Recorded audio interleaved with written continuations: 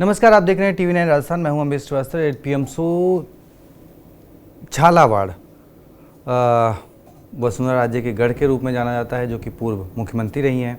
वहां से बीजेपी के सांसद उनके पुत्र दुष्यंत सिंह हैं। लेकिन आज जो झालावाड़ सुर्खियों में है, उसकी वजह है बारिश के पानी के चलते, या कहें बाढ़ जो पिछले कुछ दिनों से बारिश हो रही है राजस्थान में। एक स्कूल, जर्जर स्कूल धराशायी हो गया, उसकी छत गिर गई और उसके नीचे दबने से 7 बच्चों की मौत हो गई। वहीं 30 से ज़्यादा बच्चे जो है वो अस्पताल में भर्ती हैं, जिनका इलाज चल रहा है। इस हादसे की वजह से सियासत भी शुरू हो गई है। आपको तस्वीरें दिखाते हैं। और राजस्थान में इकलौते झालावाड़ की कहानी नहीं है जहाँ पर जर्जर स्कूल कोई है। देखिए, जहाँ अस्पताल में बच्चे हैं, आप झालावाड़ की तस्वीर देख रहे हैं, उसके नीचे उसी अस्पताल में, क्योंकि अभी तक कोई मंत्री या फिर मुख्यमंत्री वहाँ पहुँचे नहीं हैं, तो उनके आने के लिए देखिए किस तरीके से सड़क बननी शुरू हो गई है। बाकी आप जोधपुर का स्कूल एक तरफ देख सकते हैं। जोधपुर 3 बार के मुख्यमंत्री अशोक गहलोत और वहाँ से 3 बार केंद्रीय मंत्री गजेंद्र सिंह शेखावत वहाँ से मौजूदा वक्त में सांसद भी हैं और केंद्रीय मंत्री भी हैं। ये स्कूल की तस्वीर जोधपुर की है। एक तस्वीर आप देख रहे हैं बांसवाड़ा की। यहाँ भी पिछले 2 बार से बीजेपी सांसद थे, मौजूदा वक्त में वहाँ पे राजकुमार राउत सांसद हैं। ये एक तस्वीर उस स्कूल की देख रहे हैं। तो स्कूलों का कैसा हाल है वो एक तरफ देख रहे हैं, दूसरी तरफ वो देख रहे हैं कि कैसे अस्पताल में बच्चे हैं और नई सड़क बन रही है। अब इस पर सियासत भी जोर मारने लगी है। नरेश मीणा जो कि जन क्रांति यात्रा निकाल रहे हैं, सबसे पहले आप उनका बयान सुनिए, उन्होंने क्या कुछ कहा और उसके बाद कैसे कांग्रेस और बीजेपी में वार प्रतिवार शुरू हो गया है, वो भी आपको दिखाते हैं। पहले आप सुनिए नरेश मीणा का यह बयान। मैं अभी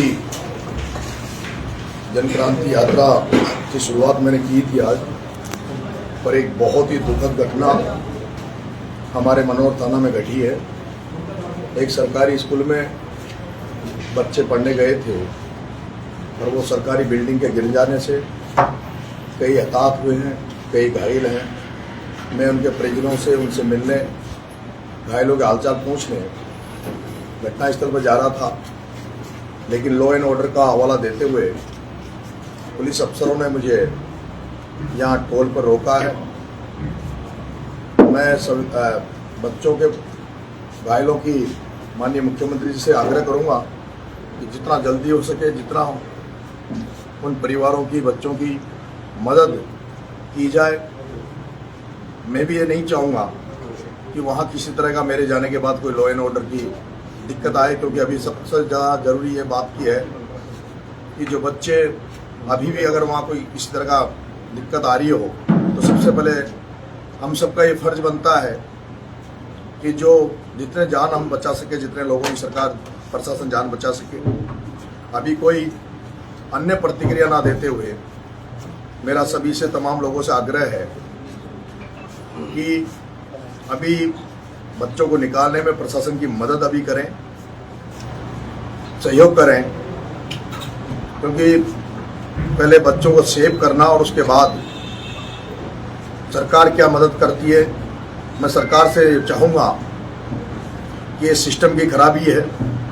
मैं केवल अभी वर्तमान सरकार पर आरोप नहीं लगाऊंगा, बल्कि मैं तो देश आज़ाद हुआ है उसके बाद जो सिस्टम खराब हो गया, व्यवस्थाएं खराब हो गई, उस पर मेरा आरोप है और ये जो व्यवस्थाएं हैं वो बदलनी चाहिए।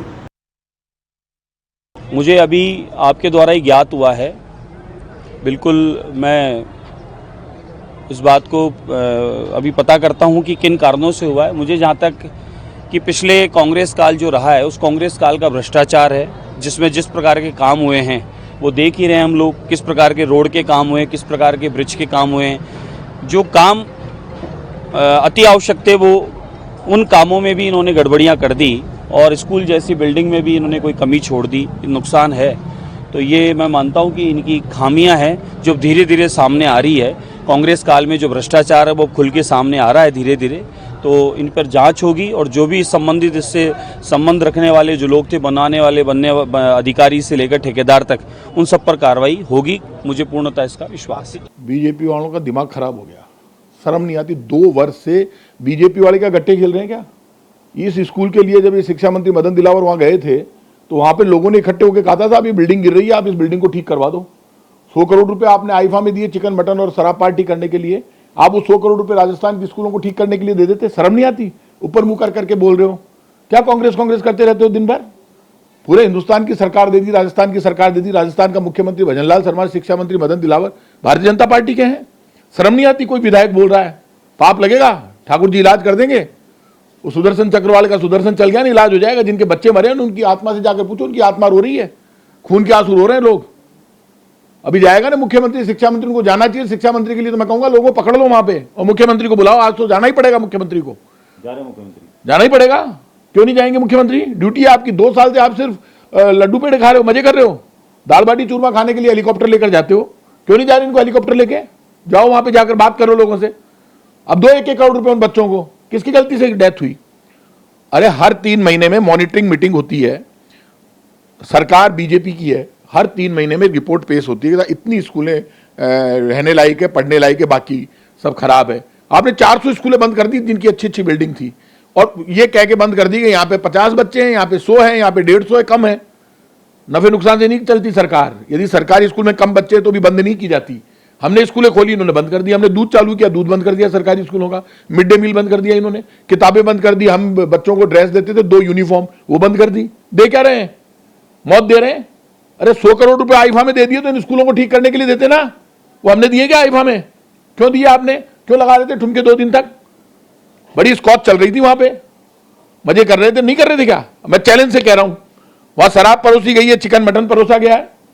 वहां पे कैटरीना कैफ, आपके माधुरी दीक्षित, आलिया भट्ट, करीना कपूर, शाहरुख खान सब थे, और मुख्यमंत्री जी भी थे। इनका पूरा मंत्रिमंडल था, पूरे इनके विधायक थे, इनके खास आदमी सारे थे। 2 दिन तक पार्टी कर रहे थे। अरे 2 दिन तक पार्टी करने वाले बताओ छत की यहां पड़ी, जवाब देना पड़ती। अरे क्या बोले, इनको शर्म नहीं आती? ऊपर मुंह कर करके दुख रहे।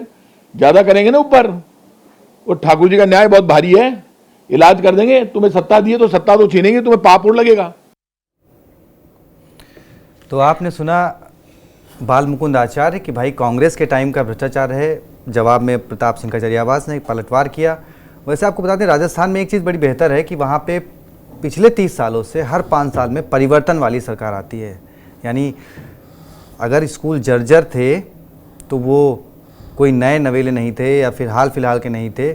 हर सरकार के दौर में वो स्कूलों की हालत कुछ ऐसी रहती है। और मैंने आपको जो स्कूल दिखाया, खैर अब चर्चा करेंगे अपने एग्जीक्यूटिव एडिटर पंकज सर के साथ कि सर आखिर इसमें कमियां किसकी सरकार। देखिए, आरोप प्रत्यारोप का दौर शुरू हो गया है, पर जिन परिवारों के साथ मासूम गए हैं, स्कूलों को तो शिक्षा का मंदिर कहा जाता, लेकिन बस वही वार प्रतिवार शुरू हो गया। सर नहीं, मैं तो सच बताऊं आपको तो मुझे लगता है कि ये लंबे बाल, भगवा ड्रेस आप पहन तो लेते हैं, लेकिन क्या उसके बाद आपको झूठ बोलने का और भी अधिकार मिल जाता है क्या? मैं इसका मतलब ये नहीं कहता कि मैं कोई कांग्रेस को क्लीन चिट दे रहा हूं। हकीकत यह है कि जिस तरीके से शिक्षा को नेग्लेक्ट किया जाता है, और ख़ास तौर पर सरकारी स्कूल को नेग्लेक्ट किया जाता है, सरकारी अस्पतालों को नेग्लेक्ट किया जाता है, उससे साफ पता चलता है कि आम जनता को लेकर के किसी भी सरकार की भावनाएं क्या होती हैं। अब सबसे बड़ी बात यह है कि 2 साल से आपकी सरकार है ना जी सर। 2 साल की सरकार में क्या आप पूरे राजस्थान में यह भी आइडेंटिफाई नहीं कर पाए कि कितने स्कूल जर्जर स्थिति में? और अगर आप आइडेंटिफाई नहीं कर पाए तो शिक्षा मंत्री को शिक्षा मंत्री बने रहने का अधिकार क्या है? यह एक बड़ा सवाल है। कलेक्टर साहब कह रहे हैं कि हमने शिक्षा विभाग से सूची मांगी थी, इस नाम की चर्चा सूची में नहीं है। तो सवाल यह है कि कलेक्टर क्यों नहीं अकाउंटेबल होंगे? शिक्षा विभाग का अधिकारी क्यों नहीं अकाउंटेबल होगा? शिक्षा मंत्री अकाउंटेबल क्यों नहीं होगा? बड़ा सवाल यह है। ऐसा तो है नहीं कि अभी सरकार आए हुए 2 महीने हुए हैं, हर 3 महीने में मॉनिटरिंग होती है। मॉनिटरिंग होती है तो मॉनिटरिंग करते क्या है आप?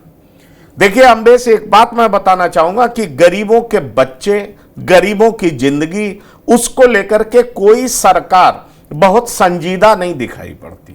और बड़ा सवाल यह है कि बड़े बड़े नेता बड़ी बड़ी बात करते हैं, वो करना चाहते भी हैं। प्रधानमंत्री का बहुत जोर रहता है कि आप स्कूल ठीक करिए, आप हर घर नल जल लेकर के आइए, आप जो है लड़कियों को ठीक से पढ़ाइए। लेकिन जो जमीनी नेता हैं वो क्या सिर्फ पॉलिटिक्स करते हैं? उनका फर्ज क्या है? बड़ा सवाल यह है कि अगर इस तरह की जर्जर स्थिति थी तो कम से कम आप बहुत ज्यादा भारी बारिश हो रही थी तो आप वहां पर बच्चों को छुट्टी दे देते। आप कहते क्या कि इस स्कूल में बच्चे नहीं पढ़ सकते, अभी कुछ दिनों की छुट्टी रखी जाए। क्यों नहीं आपने ऐसे स्कूल को बंद कराया?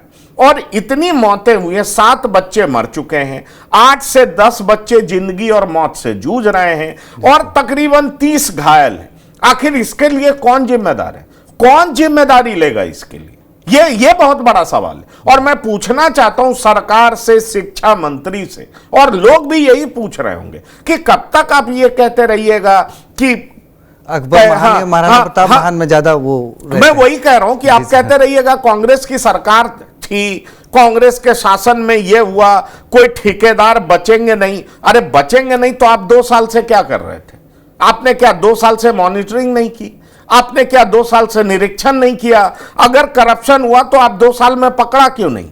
सबसे बड़ी प्रॉब्लम यह है कि इस देश में जब दुर्घटनाएं घट जाती हैं, आम लोगों की जान चली जाती है और उसके बाद इस तरह का बयान दिया जाता है कि मुफ्त का इलाज होगा, उन्हें इतना कंपनसेशन दे दो। अगर आप 1-1 करोड़ कंपनसेशन की बात करते हो, अरे 1 करोड़, सोचिए कितने बच्चे मरे, कितने बच्चों की स्थिति खराब है। अगर आप 1 करोड़ खर्च कर दिए होते तो उस 1 करोड़ में बहुत शानदार विद्यालय बन चुका होता। तो बड़ा सवाल यह है कि इतने बच्चे मर गए, बेचारे उनके माता पिता की जिंदगी खत्म सी हो गई, कोई उम्मीद बची नहीं होगी। और अब आप क्या कर रहे हैं? मौत पे राजनीतिक स्टंट कर रहे हैं। इसको पॉलिटिकल स्टंट कहते हैं, इसके अलावा और कुछ नहीं कहते। और सबसे बड़ी बात अम्बेश मैं कहना चाहूंगा, क्योंकि मैं दुखी हो रहा हूं, मेरा हृदय, मैं भी पीता हूं, और इस बात का कोई एक्सप्लेनेशन नहीं हो सकता कि आखिरकार ये बच्चे इसलिए मर गए क्योंकि प्रीवियस गवर्नमेंट ने करप्शन किया था। किस तरह का स्टेटमेंट है ये? अगर प्रीवियस गवर्नमेंट ने करप्शन किया था, स्कूल की हालत जर्जर थी, 25 MP चुने जाते हैं। कितने डिस्ट्रिक्ट हैं राजस्थान में? 25 ही थे सर, अभी बढ़ गए। मैं वही कह रहा हूं, कितने डिस्ट्रिक्ट हैं राजस्थान में? इस तरीके से इतने डिस्ट्रिक्ट्स में, और इनसे एक सवाल पूछे कि एक मंत्री किस तरह के प्रोटोकॉल का उम्मीद करता है, उसके आगे पीछे कितनी गाड़ियां चलती हैं, जरा कोई ये तो सवाल इनसे करे। और इसके लिए जिम्मेदार कौन है? और अगर आप सरकार में रहते हुए जिम्मेदारी नहीं ले सकते तो सवाल यह उठता है कि सरकार किस तरह की है? कब तक ये जाति पाति इक्वेशन कॉम्बिनेशन, फर्जी के नारे और ये सब बोलते हुए और फिर सरकार बनाते रहेंगे और दूसरे को ब्लेम करते रहेंगे? अगर आप अकाउंटेबिलिटी नहीं लेते तो निश्चित तौर पर आपको उस विभाग में रहने का कितना अधिकार है? यह एक बड़ा सवाल उठता है और मुझे लगता है जनता निश्चित तौर पर इसको परखेगी। केवल यह नहीं होता आप मुझे ले आओ मैं बेहतर काम करूंगा। सवाल यह उठता है कि भाई जिस देश का, जिस राज्य का एजुकेशन ही इतना नेग्लेक्टेड होगा, उस राज्य का विकास कैसे होगा? जिस राज्य में मेडिकल सुविधाएं ही इतनी नेग्लेक्टेड रहेंगी, उस राज्य का विकास कैसे होगा? और बड़ा सवाल यह है कि इनके बच्चे वैसे स्कूल में तो पढ़ते नहीं। मैं तो यह मानता हूं कि हर डिस्ट्रिक्ट में यह मैंडेटरी किया जाना चाहिए कि अगर आप वहां पर रहते हैं, आप कलेक्टर हैं, तो आपके बच्चे सरकारी स्कूल में पढ़ने चाहिए, जिससे सरकारी स्कूल की स्थिति सुधरेगी। और ये जो मंत्री हैं उनके बच्चे भी वहीं पढ़ने चाहिए। पर आप देखेंगे कि अक्सर इनके बच्चे दिल्ली पब्लिक स्कूल में पढ़ रहे होंगे, दून पब्लिक स्कूल में पढ़ रहे होंगे, सारे पब्लिक स्कूल्स में पढ़ते हैं जहां 5 स्टार फैसिलिटीज होती है। और आम लोगों के बच्चे इस स्थिति में पढ़ते हैं, ना तो उनकी जान माल की कोई कीमत होती है और जिस तरीके से उनको चुकाना पड़ता है, यह बिल्कुल निंदनीय घटना है। चाहे किसी भी सरकार के समय में जर्जर स्थिति में विद्यालय रहा हो, कोई भी सरकार, आज खाचरियावास आरोप लगा रहे हैं, क्या खाचरियावास ये बता सकते हैं कि 2 साल पहले भी अगर बिल्डिंग की स्थिति ऐसी थी तो आपने इसको ठीक करने के लिए क्या किया? आपकी सरकार तो थी, तो आपने क्या किया? ऐसे कितने बिल्डिंग्स को आपने आइडेंटिफाई किया और आपने बताया कि इन स्कूलों को फिर से रिकंस्ट्रक्ट करने की जरूरत है, मरम्मत करने की जरूरत है। और हाइट ऑफ नेग्लिजेंस तब होता है जब कलेक्टर कहते हैं कि इसको उस सूची में नहीं डाला गया था, तो क्या डिस्ट्रिक्ट कलेक्टर जिम्मेदारी लेंगे कि जो सूची में नहीं डाला गया तो क्या जो शिक्षा विभाग के अफसर हैं वो सस्पेंड होंगे? बड़ा सवाल यह है।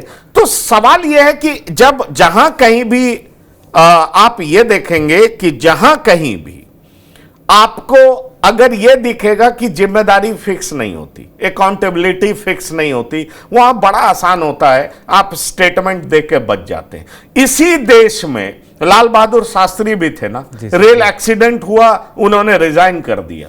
इसी देश में लाल कृष्ण आडवाणी भी थे ना, हवाला में नाम आया और उन्होंने कहा जब तक मुझे इक्विटल क्लियरेंस नहीं मिलेगा मैं फिर से एक्टिव पॉलिटिक्स में आऊंगा नहीं।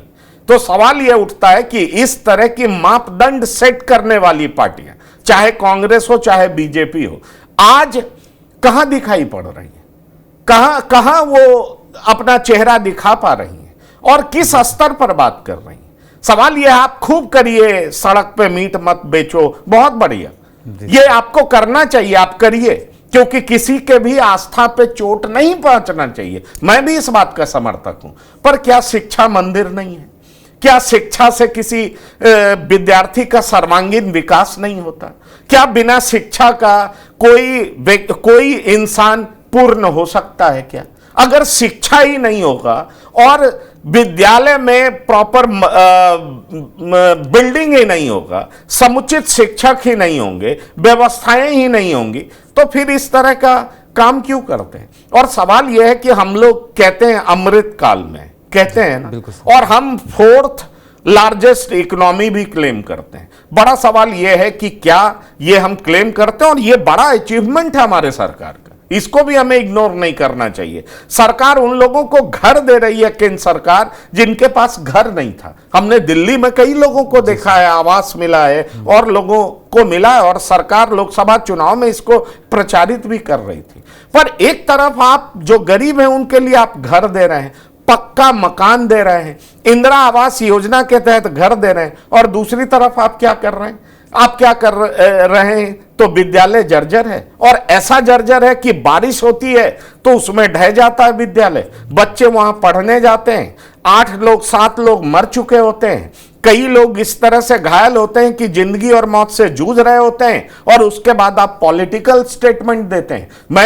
मैं भी 2 बच्चे का पिता हूं, और मैं इस तरह का स्टेटमेंट सुनकर के काफी ज्यादा दुखी हूं। इनफैक्ट मुझे यह लगता है कि अगर कोई सरकार वाकई जिम्मेदार है तो उसको जिम्मेदारी लेनी चाहिए। इस तरीके से ब्लेम गेम से बिल्कुल काम नहीं चलेगा, यह बात मैं खुले तौर पर कह सकता हूं, क्योंकि बच्चों का इस तरह से मरना, इतने बच्चों का घायल होना, और उसके बाद फिर यह कहना कि सूची में शामिल नहीं था, तो कलेक्टर साहब क्या सिर्फ अपने ऑफिस में बैठे रहते? क्या वो हर पंचायत में नहीं जाते? क्या वो घूमते नहीं है? उनका जिले में इंटेलिजेंस नहीं होता? आखिरकार किसका फेलियर है? ये भी तो समझना हो। सर, प्रशासन एक्टिव हुआ ना, देखिए ना, अस्पताल के अंदर सड़क बनने लगी। नहीं, मैं वही तो कह रहा हूं, जब हादसे हो जाते हैं तब प्रशासन एक्टिव क्यों? नहीं, वो मंत्रियों के दौरे के लिए सर, मंत्रियों के दौरे के लिए अब आप सड़क बनाएंगे, अब अस्पताल के लिए सड़कें बनाएंगे क्योंकि मंत्री जी आ रहे हैं। उससे पहले आपने क्यों नहीं किया है? बड़ा सवाल यही है। देखिए अम्बेश, एक चीज मैं कहना चाहूंगा, क्योंकि बहुत सारी चीजें हिंदुस्तान में इस तरीके से परिवर्तित हुई हैं जो बहुत सारे सवाल उठाती हैं। आप देखेंगे कि जहां पर मंत्री, मुख्यमंत्री पहुंचने वाले होंगे, रातों रात सड़क का ऐसा वो कर दिया जाएगा, कायाकल्प कर दिया जाएगा, लगेगा जैसे कभी कुछ गड़बड़ था ही नहीं। लेकिन आम आदमी के लिए क्या होता है, ये एक सवाल है। और इस तरीके से इस समय में जहां इतने लोकप्रिय प्रधानमंत्री हो, जिस स्टेट में डबल इंजन की सरकार हो, और वहां पर अगर विद्यालय इस तरीके से जर्जर स्थिति में हो और वो गिरता हो, वो टूटता हो, तो मुझे नहीं लगता कि वहां की सरकार के अलावा किसी और को ब्लेम करना चाहिए, क्योंकि भजन लाल सरकार का 2 साल पूरा हो चुका है। बिल्कुल सर। चलिए सर, क्योंकि देखिए अब सर ने जिस तरीके से आईना दिखाया है सरकार को, उन नेताओं को जो इस पर सियासत कर रहे हैं, मेरे ख्याल से ज़्यादा कुछ कहने की ज़रूरत नहीं, क्योंकि TV9 को इस पर कोई सियासत नहीं करनी है। एक आईना है सरकार को दिखाने के लिए, जो हमने सर के जरिए रखा। नहीं, बिल्कुल, हमें सियासत वाली बात नहीं है। आखिरकार कहीं भी बच्चे मरते हैं तो सबका दिल दुखता है, और इतने बच्चे, मासूम बच्चे पढ़ने जा रहे हैं, गरीबों के बच्चे जर्जर हो चुके विद्यालय में पढ़ने जा रहे हैं, और उन्हें विद्या के बदले मौत मिल रही है। बिल्कुल सर। तो चलिए, अब हमारी उन परिवारों के प्रति पूरी संवेदना है टीवी 9 की तरफ से। भगवान जो बच्चे को बुलाएं उनको अपने गंतव्य स्थान में स्थान दें। तो आप सरकार को क्या संदेश देना चाहते हैं, कमेंट बॉक्स में बताएं और सरकार तक की ये वीडियो ज़रूर पहुंचाएं ताकि शायद और कोई ऐसा स्कूल ना हो और कोई सी परिवार का कोई बच्चा ना खोया जाए। बहुत बहुत शुक्रिया, धन्यवाद।